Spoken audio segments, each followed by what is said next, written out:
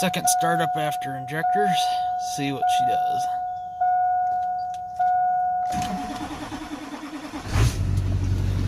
Maybe a little bit of loss of prime from last night.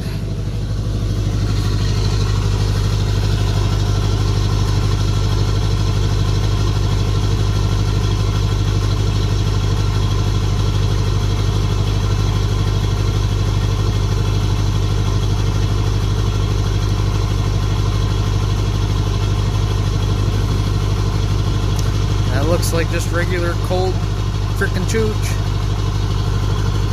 which is good.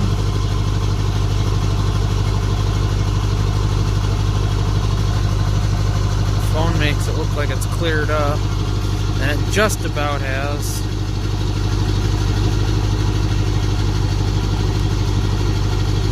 I'm about to go get some oil so I can prepare for an oil change. Yeah, it's pretty much just about cleared up. So we'll see once she warms up how she does. I got my new bezel yesterday as well. I gotta frickin' trim it though for the new radio. So my goodness, is that frickin'...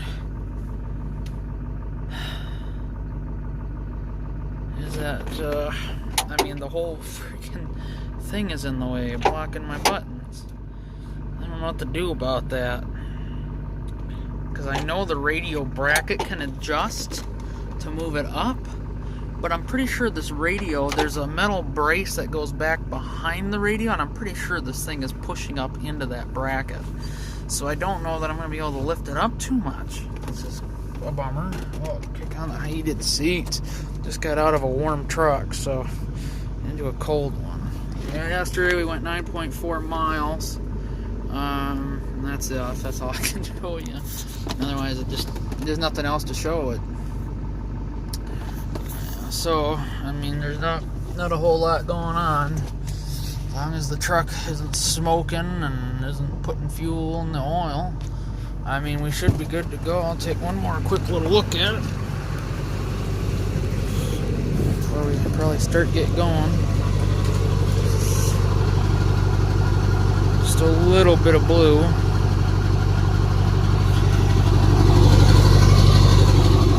Just a little bit of blue. We shall see. Hopefully it's fully fixed. I mean, they're relatively quiet. Yeah, they're quite a bit quieter than they were. This is cold, so... Oh yeah. You almost can't hear individual injectors anymore. So, if we are losing prime, it's most likely the bleeder plug on the filter head.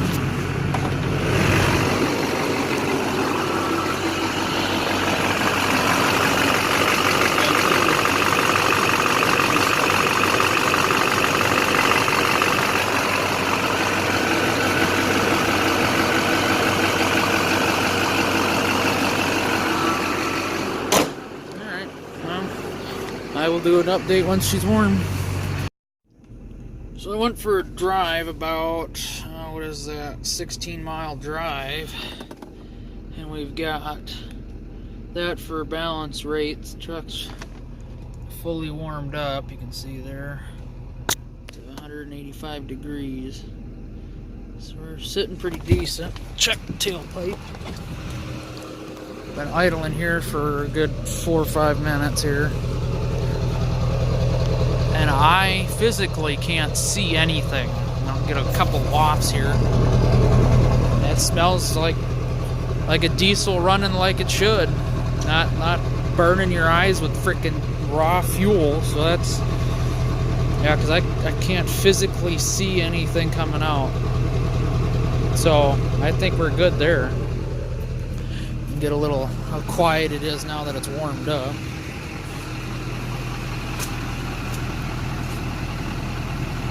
Pretty freaking decent. So quiet up here.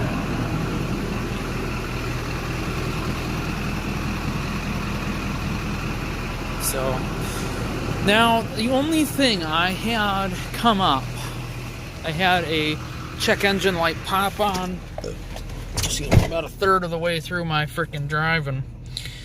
And that came on after the check engine light, so I can't imagine that that's associated. But I had a P089, something like that, fuel pressure regulator performance.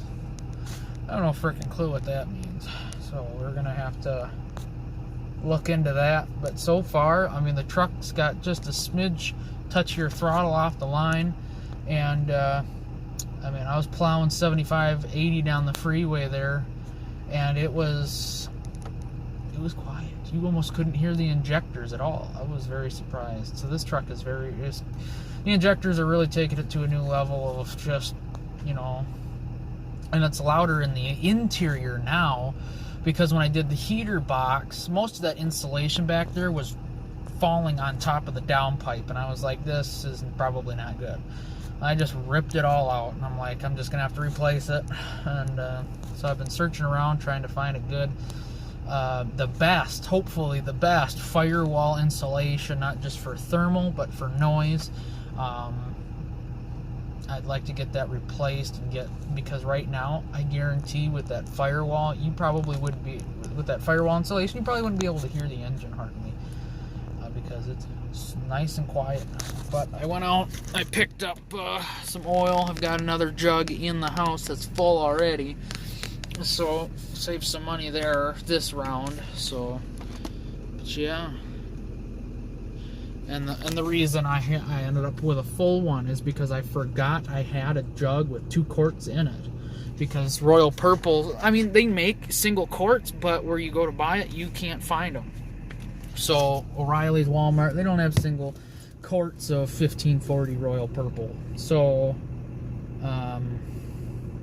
that's a bummer. But so you got to buy 3 of them, because this takes 10 quarts. And so you'll have 2 quarts left over. I forgot from the last time I did an oil change that I had 2 quarts yet. So I had a full thing in the cabinet. And now I'll have a jug of 2 quarts left over. And next time all I got to do is buy 2 jugs again, which is good, because it was $34 just about for a 4-quart thing, or for a gallon thing of it. So it's out the door. I think it was like $80, $82, something like that. Got it here. Well, that's not good. Well, maybe I don't. Maybe I do, maybe I don't. I don't know. 77. Because I had a 5-cent or $5 coupon. So, yeah. Well, it was. Yeah, it was 77. No, it was 71. So there you go. That's what an oil change costs on a Duramax. If you're going to use Royal Purple, if you want to use AMSOIL, you're looking at $90 to $100. Just if you can find someone that'll give you just a bit of a deal on it, you know. I tried AMSOIL, and I don't think it held oil pressure far longer down the road than this stuff did. So, because that stuff seems to hold oil pressure pretty good. But yeah, I'm pretty content. I am glad that the frickin' it ain't smoking anymore, and it smells like a diesel and not a frickin' fuel tanker, you know, spilling fuel all over, burning your eyeballs. So that's frickin' good.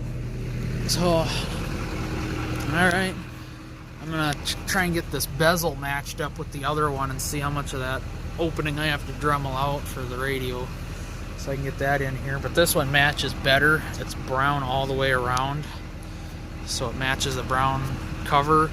I think they do make a dark gray cover, but what did I do with it? Somewhere in here. I have to clean this up if I'm done working on the truck, other than the oil change. Oops. There you can see it's brown on the there, but it's black all around. So it'll match a lot better, and that makes me happier.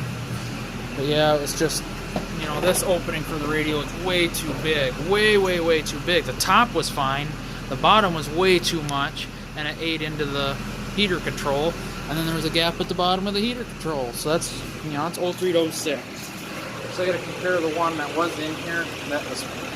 I bought from Crutchfield when I bought the radio, because that's got a perfect cutout for the opening of the radio. So I'll compare them. Get that Dremelled out so we have our wood trim, and then I'm looking at doing another upgrade to the interior. I know this is a long ass video if I add it all together.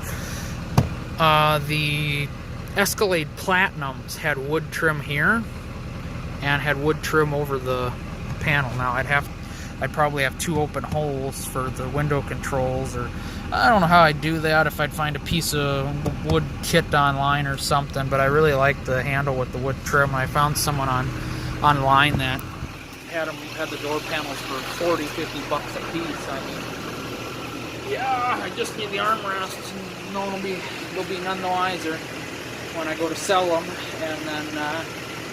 And then the speaker trim, it's got chrome around it, so that'd be kind of cool too.